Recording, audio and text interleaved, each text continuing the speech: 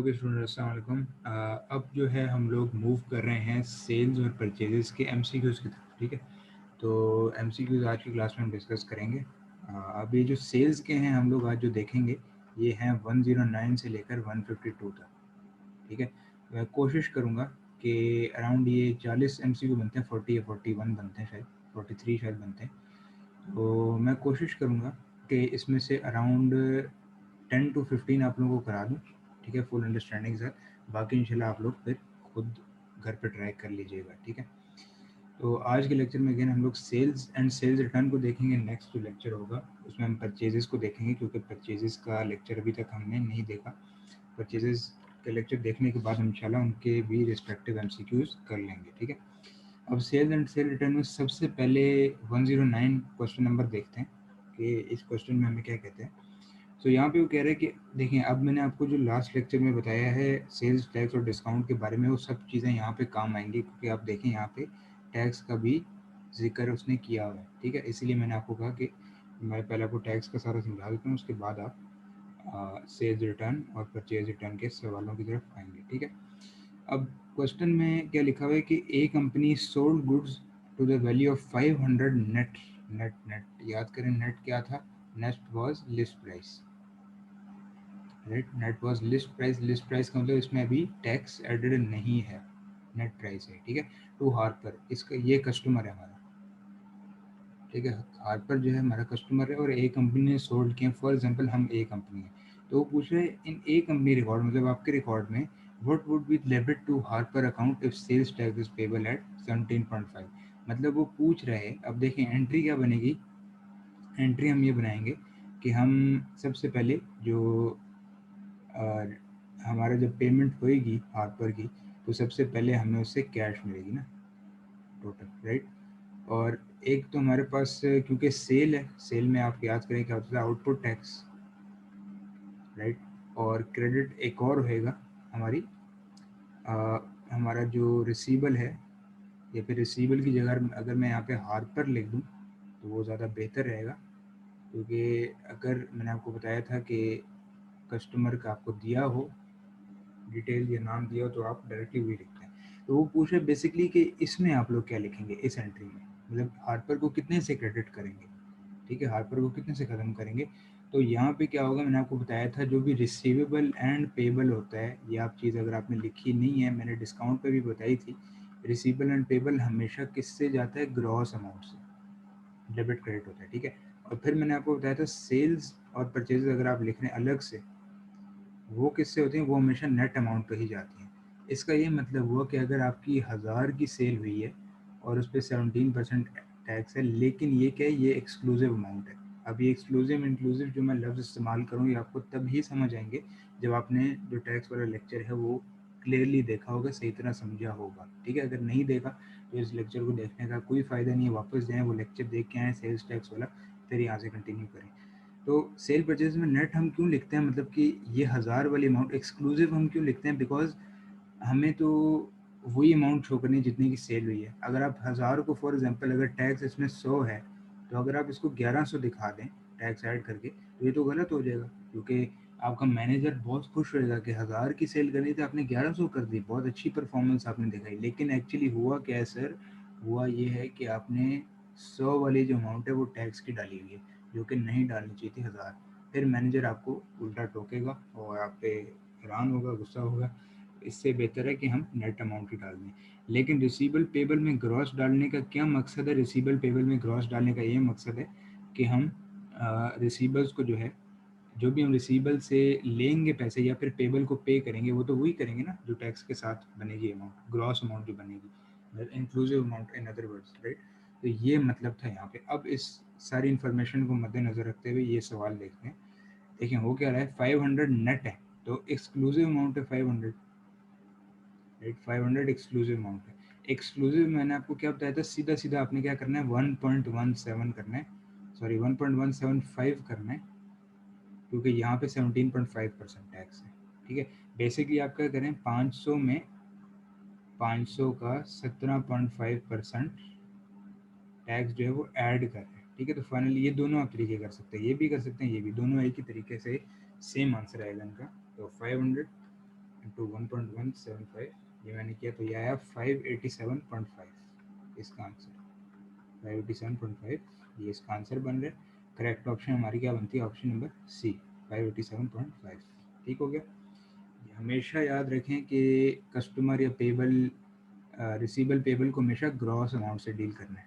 ठीक है, अगर वो कहता है कि सेल कितने से रिकॉर्ड करें हम या परचेज कितने से रिकॉर्ड करें, फिर हम 500 से ही करते हैं, इसमें टैक्स एडिट करने की ज़रूरत नहीं थी। ओके, नेक्स्ट क्वेश्चन पे मूव करते हैं। 110, ये बहुत एक इंटरेस्टिंग क्वेश्चन है, इसमें सेल्स टैक्स बड़ा अच्छी तरह इन्वॉल्व किया हुआ है उन्होंने। ठीक है, देखें अब होगा क्या यहाँ पे। Assembly of transaction of Rams get who is registered for sales tax. अब वो सेल्स टैक्स के लिए रजिस्टर्ड। तो देखिए यहाँ पे वो मैं कह रहा था कि आपको सेल्स टैक्स के लिए वो रजिस्टर्ड है। ठीक है, इसका मतलब वो क्लेम बैक भी कर सकते हैं और वो जो पे करेगा गवर्नमेंट को भी पे करेगा। किस रेट पे? 17.5% पे। आउटपुट्स उसके कितने? आउटपुट मतलब के सेल्स। इनपुट उसके कितने? इनपुट इनपुट मतलब के परचेजेस। राइट, ये तो बात आपको याद आ रही है। अगेन अगर आपने लेक्चर देखा है फिर ही आपको ये बात याद आएगी, वरना अगेन कोई फ़ायदा नहीं है लेक्चर देखने का। ठीक है, देखें आउटपुट्स जो है उसके एक्सक्लूसिव हैं 60,000 के। ठीक है, इसका मतलब इन पे मैं टैक्स साथ साथ ही निकालता जाता हूँ। इन पे टैक्स कितना लगेगा? एक्सक्लूसिव अमाउंट का मैंने आपको बताया था, डायरेक्ट क्या ले लें? 17.5%। ठीक है, तो 60,000 इंटू 17.5% ये बनता है 10,500। इसका टैक्स आ गया 10,500, ये आउटपुट टैक्स है। अब इनपुट्स में हम क्या करेंगे, देखें गौर से देखें। 4286 ये हमारी कितनी भी अमाउंट है? 117.5, क्योंकि इसमें 17.5% का इंक्लूसिव अमाउंट है, इसमें टैक्स ऐड हुआ है। ठीक है, हमें क्या चाहिए? We only need this 17.5%। अब यही आप एग्जैक्ट कैलकुलेटर पे टाइप करेंगे तो आपके पास डायरेक्ट आंसर आ जाएगा। ये मेरे पास आ रहा है अप्रॉक्सीमेटली 6,000। ठीक हो गया। अब एक और उसने नोट दिया हुआ, at beginning of period Rams get है owed 3400 to taxation authorities and during the period he has paid 2600 to them. ठीक है, अब देखें हो गए कैसे। मैं यहाँ पे जल्दी से नोट पैड खोल लेता हूँ और आप लोगों को समझाता हूँ। तो मैं सिंपली यहाँ क्या करूँगा, एक सेल्स टैक्स, सॉरी थोड़ा सा गलत बन गया, सही तरह कर लेते हैं इसको। यहाँ मैं बनाता हूँ एक सेल्स टैक्स अकाउंट। ठीक हो गया। अगेन इनपुट्स हमारे यहाँ ने, आउटपुट वाला जो टैक्स है वो कहाँ है? यहाँ पे। तो पहले काम आसान करते हैं। इनपुट का कितना था हमारा? 6,000 और आउटपुट का था 10,500। 10,500 और 6,000। ठीक हो गया। अब देखें है क्या कि उसने कहा है कि 3400 वो स्टिल पेबल था, उसका ओपनिंग बैलेंस अवेलेबल था। ठीक है, इसका क्या मतलब है कि हम ओपनिंग बैलेंस यहाँ पे डालेंगे क्रेडिट पे। डेबिट पे क्यों नहीं डाला? बिकॉज लाइबिलिटी है, लाइबिलिटी पेबल जो है वो कहाँ आती है? क्रेडिट पे। और ये कितने का था देख लेते हैं। ये आप देखें यहाँ पे 3,400 का, 3400 का मैंने यहाँ पे ओपनिंग डाल दिया। लेकिन अब उसने एक और भी चीज़ हमें कही है कि 2600 उसने पे ऑफ कर दिया है। मतलब अगर उसने 2600 पे ऑफ करेगा तो ये सेल्स टैक्स अकाउंट कम होगा ना, माइनस होगा। इसलिए पेड में यहाँ पे लिख देता हूँ, जिसने उसने पेड कर दिए। कितना पे किया उसने? 2600। ठीक हो गया। इसके अलावा देखते हैं कोई इन्फॉर्मेशन है? नहीं। अब हमने बताना है कितना पे करता है, कितना ओ करता है। ठीक है, तो इस साइड का बैलेंस जल्दी से मैं निकालता हूँ। कितना आ रहा है? 3400 प्लस 10,500 प्लस 2600, 16,500। आप लोग दोनों साइड्स पे लिख देंगे। इसका मतलब डिफरेंस कहाँ आ रहा है? इधर इस साइड पे, डेबिट साइड पे। इसका मतलब कैरिड डाउन हमारा बनेगा, अगेन पेबल ही बनेगा। कैरिड डाउन हमारा पेबल बनेगा, मतलब आपने पे करना है कितना? डिफरेंस इनका बन रहा है 10,500। 10,500, 10,500 पेबल आपने 10,500 स्टिल पे करना है। ठीक है, अच्छा यहाँ का आई थिंक आंसर मैच नहीं कर रहा है, इसको एक दफ़ा फिर से मैच कर लेते हैं। Just a minute. Okay students, मैंने एक यहाँ पे जल्दी में गलती कर दी है। देखें अब एक चीज़ समझने वाली है कि इस अकाउंट का माइनस जो है यहाँ पे आएगा, प्लस यहाँ पे आएगा। अब आपको याद आ रहा होगा ये किससे रिलेटिंग है? इससे आपको कुछ ना कुछ याद आ रहा होगा, कैटेगरी 2 की आइटम, राइट। सेल्स टैक्स भी हमारी एक लाइबिलिटी होती है, इसीलिए इसको इस तरह उल्टा हम ट्रीट करते हैं, डेबिट पे माइनस आ रहा है, क्रेडिट पे प्लस आ रहा है, ठीक है। तो अब पेड का ये मतलब है, अगर मैं इसको हटा दूं थोड़ी देर के लिए, अब पेड का ये मतलब है कि अकाउंट कम हुआ होगा ना, माइनस हो गया होगा, एक तरह का रिलीफ मिला होगा, छूट मिली होगी, राइट। तो पेड हम कहाँ लिखेंगे, बाकी सारी चीज़ हमने ठीक लिखी है, पेड हम डेबिट साइड पे लिखेंगे क्योंकि माइनस हो रहा है। इनपुट भी एक तरह टैक्स को माइनस करता है, याद है मैंने आपको बताया था, एक तरह की छूट मिल रही होती है आपको, राइट। तो 2600 मैंने जब यहाँ से माइनस किया, अब देखते हैं इनका टोटल क्या आ रहा है। तो यहाँ पे जो हमारा टोटल आ रहा है वो आ रहा है 13,900, यहाँ पे भी आ रहा है 13,900, और हमारा जो बैलेंस बन रहा है वो बन रहा है यहाँ पे 5300। तो अब करेक्ट आंसर आया, दिस इज अवर 5300 पेबल, सही है। तो पेड हमने हमेशा माइनस वाली साइड पे लिखना होता है, ये आप नोट कर लें कि जो सेल्स टैक्स अकाउंट होता है उसकी प्लस साइड ये होती है, माइनस वाली साइड डेबिट होती है, ठीक है। Just like any category 2 item. Correct option हमारा बन रहा है ऑप्शन नंबर डी। ओके, 111 देखते हैं, question number 111, in which book of prime entry would sales tax on credit sales be recorded. वो पूछा है कि किस बुक्स ऑफ प्राइम एंट्री में ये इस पे जो टैक्स है सेल्स पे वो रिकॉर्ड होगा। लेकिन सेल्स डे बुक में तो हो ही नहीं सकता है, मैंने आपको पहले ही बता दिया है ये वाला रूल, कि जब मैं ऊपर जाता हूँ वापस, ये देखें सेल और परचेज में मैंने आपको क्या है, क्या नेट अमाउंट आएगी, मतलब यहाँ टैक्स का कोई लेना देना है ही नहीं, टैक्स यहाँ आता ही नहीं है किसी तरह, ठीक है, उसका सवाल ही नहीं पैदा होता यहाँ पे, ठीक है। सेल्स डे बुक में तो आ ही नहीं सकता क्योंकि इसमें सेल डायरेक्ट नेट अमाउंट पे आती है, परचेज में भी नहीं आ सकता क्योंकि यहाँ सेल की बात हो रही है, ठीक है। तो ये आपने एग्जाम में भी ये क्राइटेरिया अपनाना है, ये जो मैं आपको टेक्निक बता रहा हूँ कि आपने पहले क्रॉस करते जाना है जो नहीं हो सकते, आखिर में जो रह जाएगा वो आपका करेक्ट ऑप्शन होगा। ये आपने उन एमसीक्यूज के लिए करना है जो आपको समझ ना आ रहे हैं, ठीक है, जिनका आंसर आपको साफ नज़र आ रहा हो ABCD में से, उनका वही आंसर होगा। अब सेल्स पे हम क्या करते हैं, वी पे टैक्स, है ना, रिसीव तो नहीं करते, वी पे टैक्स, हम टैक्स पे करते हैं टू द गवर्नमेंट, राइट, ऐसा ही है। तो अगर हम पे कर रहे हैं तो क्या ये रिसीट्स में आना चाहिए, क्या पेमेंट्स में आना चाहिए, तो बिल्कुल ये आना चाहिए हमारी पेमेंट्स में। करेक्ट ऑप्शन बनेगा ऑप्शन नंबर डी। रिसीट्स तो ये हो नहीं सकती, अगर परचेज होता, हाँ परचेज पे हमें टैक्स क्या होता है, रिक्लेम होता है, तो रिक्लेम हमारा क्या बन जाएगा, रिफंड होएगा हमें, और वो हमें रिसीट मिल जाएगी, पैसे मिल जाएंगे, ठीक है। ट्रिप 112 पे चलते हैं, question number 112, in which books of prime entry would the following transactions be entered, credit sale of 387 and cash cell of 200। अब कैश सेल का टोटल किससे हमारा जो ताल्लुक है वो होता है कैश बुक से, क्योंकि डायरेक्ट कैश एंट्री हो रही है ना यहाँ पे। और क्रेडिट सेल मैं आपको बता चुका हूँ सबसे शुरू वाले लेक्चर्स में जो है, आप लोग याद करें मैंने आपको बताया था, क्रेडिट सेल कहाँ जाती है, सेल्स डे बुक में, राइट, ये भी मैंने आपको बताया था। तो cash book and sales day book, yes यही हमारा करेक्ट आंसर है, option number A, cash book and sales day book. Petty cash तो यहाँ आ ही नहीं रहा, ठीक है, परचेज भी यहाँ पे नहीं आ रही क्योंकि क्रेडिट सेल और कैश सेल है। जर्नल में मैंने आपको बताया था नॉन करंट एसेट डेप्रिसिएशन, जो कि अभी हमने चीज़ें अलग से देखनी है, उसके अंदर आता है, ठीक है। तो ये भी ऑप्शन ए, करेक्ट ऑप्शन क्या बना, ऑप्शन नंबर ए, ठीक हो गया। ओके, 113 पे चलते हैं, which of the following statements is true in relation to sales account. वो बात करें कि सेल्स अकाउंट की रिगार्डिंग कौन सी स्टेटमेंट इसमें से ट्रू है। अब मैंने अगेन वही बात देखें, वही चीज़ें बार बार वो टेस्ट करा है जो मैं आपको ऑलरेडी बता चुका हूँ, आपके लिए भी फ़ायदा है, ठीक है। मैंने आपको क्या बताया था, सेल्स और परचेज में क्या जाती है, नेट अमाउंट, मतलब यहाँ पे कहीं पे भी टैक्स नहीं आ रहा होता, ठीक है।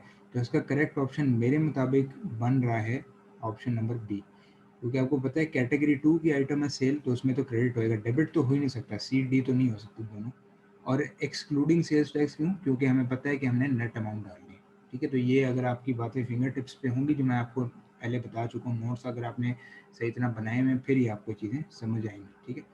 Credited with the total of sales made, credit होती है सारी सेल, क्योंकि सेल की एंट्री क्या होती है, debit receivable credit sales, right. तो ये देखें ना, क्रेडिट हो रही है सेल, और हमें पता है कि सेल परचेज हमेशा नेट पे रिकॉर्ड करनी है, इसमें टैक्स नहीं आएगा, प्री टैक्स, विदाउट टैक्स, ठीक है, excluding sales tax, option B correct option. Question number 114 पे चलते हैं, in which book of prime entry would sales tax on cash sales be recorded. अब कैश सेल है, क्रेडिट यहाँ पे नहीं हो रही, वो पूछ रहा है कि सेल्स टैक्स जो है वो इसमें कहाँ पे रिकॉर्ड हो।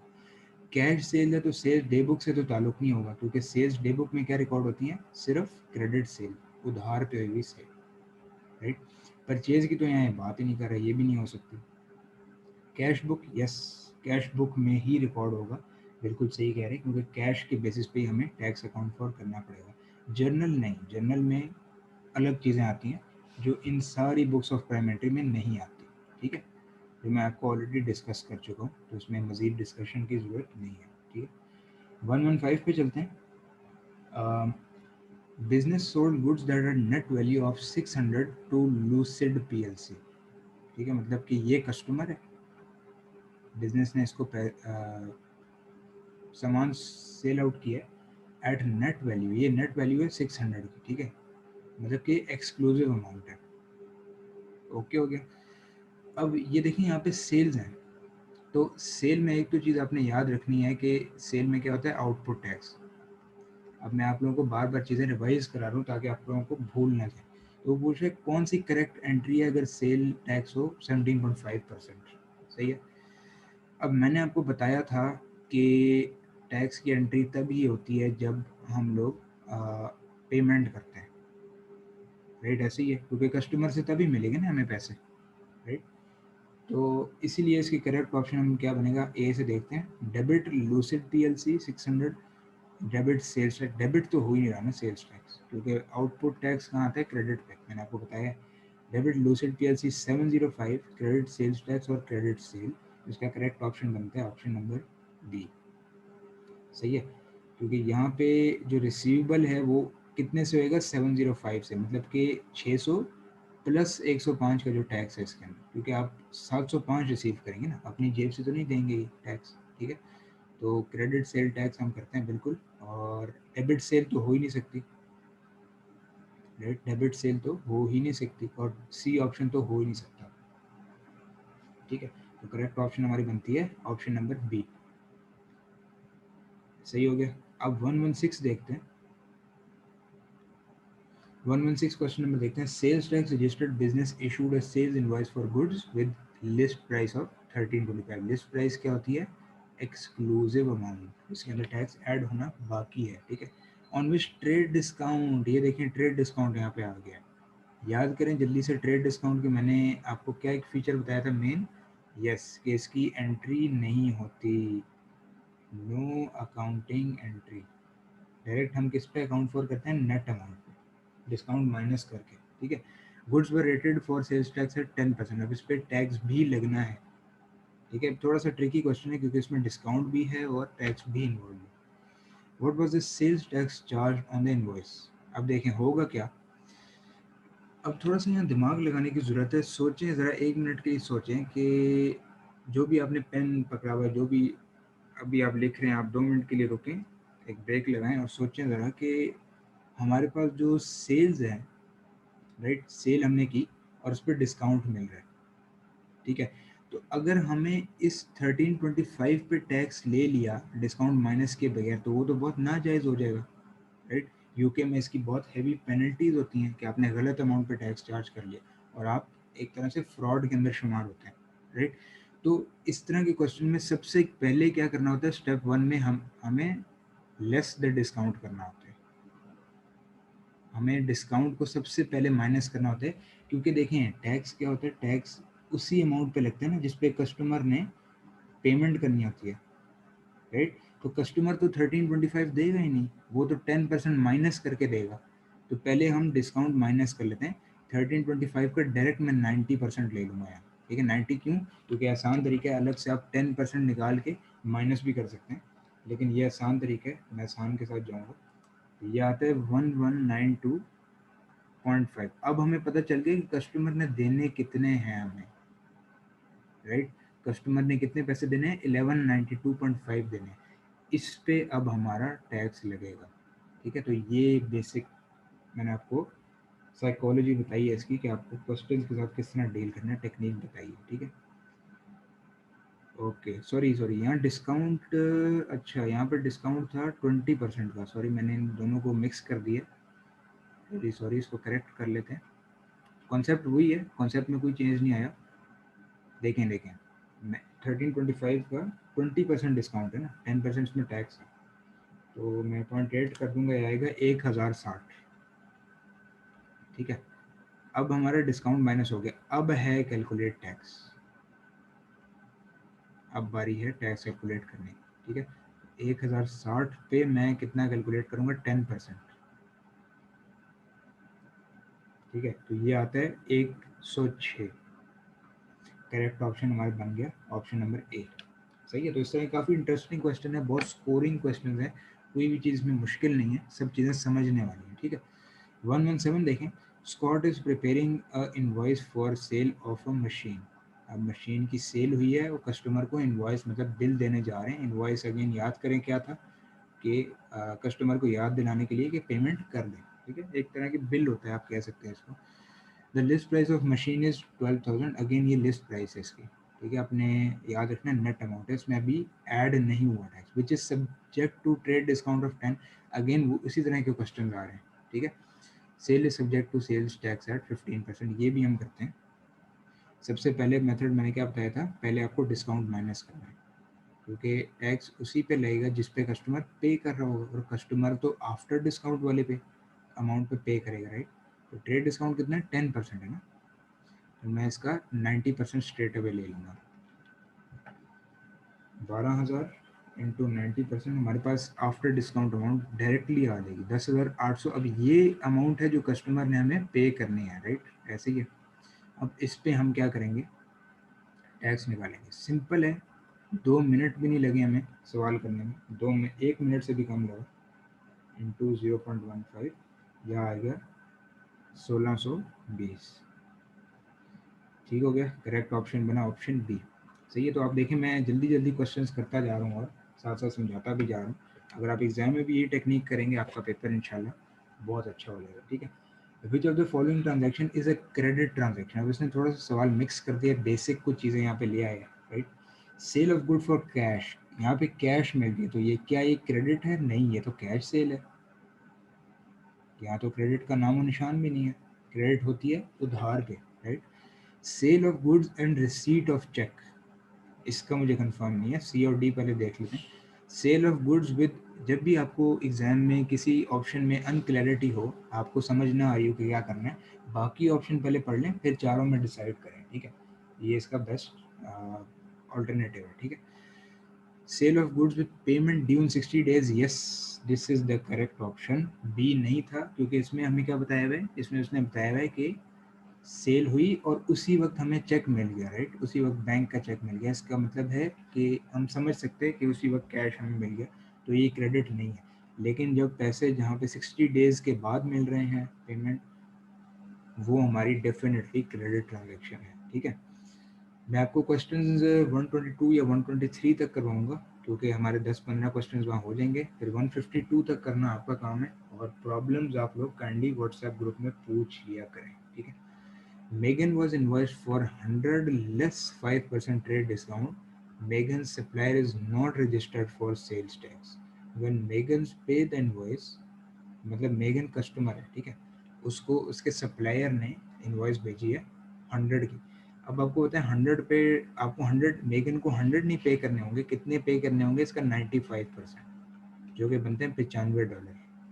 $95 इसको पे करना है, $95, क्योंकि 5 का तो इसको डिस्काउंट मिल गया 5% का। ठीक है, वन मेगन पे the invoice how much will she पे। अब उसका जो यहाँ पे ना टैक्स रेट हमें दिया हुआ है, और ये भी बताया हुआ है कि it is not registered for sales tax, तो ये टैक्स ले ही नहीं सकता, क्योंकि गवर्नमेंट ने अभी ये रजिस्टर हुआ ही नहीं है गवर्नमेंट से। ठीक है, अगर ये रजिस्टर्ड ना हो के भी आपसे टैक्स ले रहा हो, फिर ये अगेन फ्रॉड के अंदर शुमार होता है। ठीक है, उसका मतलब करेक्ट ऑप्शन हमारा क्या बना, ऑप्शन सी। या मैं एक रूल लिख भी देता हूँ, बोनस रूल है, trader can only collect tax when he is registered. अगर वो रजिस्टर्ड ना हो तो वो टैक्स कलेक्ट नहीं कर सकता। ठीक है, ओके जी, 120 पे चलते हैं, लास्ट 2 to 3 क्वेश्चंस करते हैं, फिर हम इंशाल्लाह वाइंड अप करते हैं। A sale is made of 414 inclusive of sales tax, मतलब कि इसमें 15% वाली अमाउंट एडेड है, ठीक है। ये 100% अमाउंट नहीं है, ये 115% अमाउंट है, ठीक है। What is the entry to sales tax account? अब हमें टैक्स एलिमेंट निकालना है इसका। मैंने आपको क्या बताया था, 414 डिवाइडेड बाई 115, क्योंकि इसमें टैक्स एलिमेंट एडेड है। हमें चाहिए क्या, सिर्फ 15%। तो ये 414 डिवाइड बाई 115 इंटू 15, ये बनता है 54, ठीक है। अब वो पूछ रहा है कि सेल्स अकाउंट की एंट्री क्या है। सेल अकाउंट में मैंने आपको बताया था, मैं बहुत दफ़ा बता चुका हूँ, फिर मैं रिपीट कर रहा हूँ, नेट अमाउंट जाती है विदाउट टैक्स वाली, प्री टैक्स, विदाउट टैक्स वाली अमाउंट जाती है, ठीक है। ये बात तो क्लियर है ना। अगेन इसका मतलब हम 414 नहीं डालेंगे, 414 में से 54 माइनस करके नेट अमाउंट डालेंगे, ठीक है। ये मतलब है इसका। करेक्ट ऑप्शन आ जाएगा 360। सेल क्या डेबिट होती है? नहीं, क्रेडिट होती है, ऑप्शन बी। सो ए और बी में आपने कंफ्यूज नहीं होना, ठीक है। 121 पे चलते हैं। Cash of 282 was received from receivable. Receivable से आपको 282 282 रुपये रिसीव हुए हैं। That had purchased goods on credit for 240 plus sales tax of 17.5। एक दफ़ा कंफर्म करने के लिए प्लस सेल्स टैक्स लिखा है, इसका मतलब इसके अंदर टैक्स एडेड नहीं है। तो यहाँ पे मैं एक दफ़ा कंफर्म कर लेता हूँ कि अमाउंट यही बन रही है, बिल्कुल 282 ही बन रही है। मतलब कि ये ग्रॉस अमाउंट है, ये नेट अमाउंट है, सही है। इसमें टैक्स एडेड है। इन अदर वर्ड्स ये एक्सक्लूसिव अमाउंट है, ये क्या है, इंक्लूसिव अमाउंट, सॉरी ये इंक्लूसिव अमाउंट है, मतलब इसमें टैक्स ऐड हुआ है, सही है। ये है exclusive amount, E X C, ठीक है। What is correct double entry to record this receipt, ठीक है। अब रिसीट हो गई है, मैंने आपको बताया था कि सेल्स टैक्स में। अच्छा, एक चीज़ मैं यहाँ कंफर्म करता हूँ, क्योंकि पहले मैंने इस चीज़ को काफ़ी घुमाया है। एक चीज़ मैं यहाँ पे once and for all clear कर देता हूँ कि sales tax is accounted for, अभी तक मैंने आई थिंक आपको शायद मिस्टेकनली ये बताया था कि सेल्स टैक्स अकाउंट फॉर तब होता है जब पेमेंट होती है, लेकिन ऐसा नहीं है, ठीक है। Sales tax is accounted for before payment. जब रिसीवेबल रिकॉर्ड हो रहा होता है तब ही हमारा टैक्स रिकॉर्ड होता है, ठीक है। लेकिन अब तो उसने रिसीट कर दिया है, मतलब यहाँ पे गुड्स सोल्ड आउट हुए और यहाँ पे पेमेंट हो रही है ना, तो टैक्स तो यहाँ पे रिकॉर्ड होना था जब गुड्स सोल्ड हो गए, यहाँ पे, राइट। पेमेंट के बाद तो नहीं होना। यहाँ पे वो तो यहाँ पहुँच गया, इस स्टेप पे यहाँ पे है, वो पेमेंट होगी है। तो हम क्या करेंगे, टैक्स की एंट्री ऑलरेडी डली होगी, हम क्या करेंगे, सिंपली हमने टैक्स भी रिसीव करना है, हम क्या करेंगे, डेबिट कैश और sorry option D correct option बनेगा, डेबिट कैश क्रेडिट रिसीवेबल, क्योंकि पहले एंट्री हो चुकी होगी सेल्स की, ठीक है जी, सही हो गया। 122 what does a debit balance on sales tax account represent. Debit balance क्या रिप्रेजेंट करता है, मैंने आपको क्या बताया था, फिर से एक दफ़ा देखें। जो अकाउंट होता है उसमें जो डेबिट बैलेंस आ रहा होता है वो क्या होता है, रिसीवेबल, और जो क्रेडिट ओपनिंग बैलेंस आ रहा होता है वो क्या होता है, पेबल, राइट। याद आ रहा है, यही चीज़ यहाँ पे वो पूछ रहे हैं कि amount of sales tax owing to tax authority और sales tax expense to be return off in profit loss account. Owing तो नहीं हो सकता, ओइंग तो क्रेडिट पे आता है, वो तो पेबल होता है। Amount of sales tax due from sales authority, yes, C option correct है। बी नहीं हो सकता, sales tax expense to be return off, नहीं, ये तो एक्सपेंस होता है हमारा। Sales tax income to be included in, नहीं, ये भी किसी और चीज़ की बात करें। स्टेटमेंट ऑफ कॉम्प्रिहेंसिव इनकम हमने अभी तक इसका नाम निशान देखा ही नहीं है एफ में, ठीक है। तो करेक्ट ऑप्शन है हमारा ऑप्शन सी। लास्ट क्वेश्चन देखते हैं 123, फिर हम इंशाल्लाह वाइंड अप करेंगे। At start of month account receivable owed 4529। आपके जो डेटर्स हैं, मतलब कि जिनको आपने उधार पे सामान दिया हुआ है, उनको रिसीवेबल कहते हैं, जिससे आपसे पैसे, जिनसे आपने पैसे रिसीव करने हैं। 4529 उन्होंने आपको पे करने हैं, ठीक है। During month total sales were 16540, of which 40% were of cash, ठीक है। अब 16540 में वो कहना ये चाह रहे हैं कि कैश भी है, क्रेडिट भी है, ठीक है जी। कैश वो receive from receivable of 7231 during the month. अब रिसीवेबल अकाउंट जो है इसमें बहुत सिंपल सी चीज़ है। देखें रिसीवेबल अकाउंट जो है वो तो मैं हम लोग अभी चैप्टर पढ़ चुके हैं ना रिसीवेबल का, तो याद करें कि रिसीवेबल अकाउंट जो है वो ओ करते हैं, क्योंकि रिसीवेबल है तो एसेट है, डेबिट साइड पे आएगा। 4529 उन्होंने आपको देने हैं, सही है, मतलब आपका एसेट है, रिसीवेबल है। अब हमें क्या करना है, सेल क्रेडिट वाली निकालनी है, कैश की नहीं निकालनी। हमें सिर्फ 60% वाली अमाउंट चाहिए, क्योंकि 40% कैश है, उसने यहाँ बताया हुआ है। ये देखें 40% ऑफर कैश, इसका हमें कोई लेना देना नहीं है, कैश हमने हटा देंगे। तो सिंपली मैं क्या करूँगा 16,540 इंटू 60% हमारे पास क्रेडिट सेल आ जाएगी। क्योंकि हो सकता है बिजनेस दोनों की सेल कर रहा हो, क्रेडिट पे भी दे रहा होगा कैश पे भी, लेकिन हम अलग कर लेते हैं, नो प्रॉब्लम। 9924 की क्रेडिट सेल हुई है। सेल कहाँ थी, यहाँ पे 9924, क्योंकि रिसीवेबल अकाउंट को बढ़ाती है। ओके, कैश वॉज रिसीव्ड 7231, ये हमने रिसीवेबल अकाउंट में समझा था। 7231 का कैश रिसीव्ड हो चुका है। कैश रिसीव्ड हो चुका है इसका मतलब रिसीवेबल खत्म। देखें कैश रिसीव्ड की एंट्री क्या होती है, कैश हमारा क्या होता है, डेबिट, और रिसीवेबल खत्म हो जाता है ना, क्योंकि अब रिसीवेबल नहीं रहा, वो रिसीव्ड हो चुके हैं ना। रिसीव मतलब क्या, पैसे रिसीव हो गए हैं, रिसीवेबल खत्म, बाय बाय, कहानी खत्म, ठीक है। तो कैश रिसीव्ड कितना है, 7231। तो अब मैं निकाल लेता हूँ उनका डिफरेंस, 4529 प्लस 9924 माइनस 7231, ये आता है 7222। हमें क्या चाहिए था, क्लोजिंग बैलेंस चाहिए था, अकाउंट रिसीवेबल का एंड ऑफ मंथ का बैलेंस चाहिए था। करेक्ट ऑप्शन हमारा बनता है 7222, सही है, ये आप देख लें 7222, ये बन जाएगा हमारा क्लोजिंग बैलेंस। ठीक है जी, तो ये हमारी काफ़ी इंपॉर्टेंट सी डिस्कशन थी अबाउट सेल्स टैक्स और सेल्स वाले रिकॉर्ड्स, ठीक है। और इंशाल्लाह हम परचेजेस वाले से कंटिन्यू करेंगे नेक्स्ट क्लास के अंदर। और आई होप आपको चीज़ें समझ आ गई होंगी। अगर अगेन कोई चीज़ समझ नहीं आई तो आप लोग मुझसे व्हाट्सएप ग्रुप पे पूछ सकते हैं, मैं आपको डेफिनेटली मैं हेल्प कर दूँगा, ठीक है।